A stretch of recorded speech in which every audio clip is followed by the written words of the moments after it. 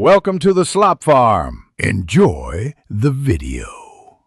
You start by verifying hardware quickly. Check cables, switch USB or 3.5mm ports, and confirm power. Next, open Settings, go to System, then Sound, and choose the correct output device from the drop-down. The wrong device is the usual culprit. Once done, run the built-in playing audio troubleshooter from System Troubleshoot to auto-detect common driver problems. This begins the fix sequence by eliminating simple causes before deeper changes. Make sure each step completes without errors before moving on. You now handle drivers and hidden devices. Open Device Manager, expand Sound, Video, and Game controllers, and inspect for yellow marks or disabled entries. Right-click the problem device and uninstall it. If prompted, check Delete Driver Software for this device to force a fresh install.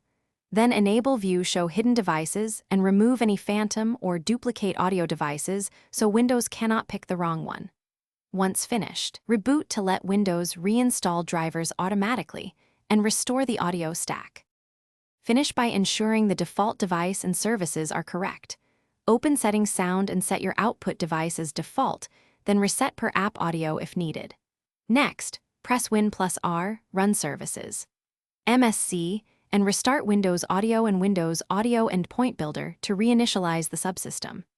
If you still see no audio output device found, boot into safe mode to test hardware or roll back to a recent system restore point. One key troubleshooting tip: try a clean install of the latest OEM audio. Thanks for watching. Consider subscribing if we helped you today.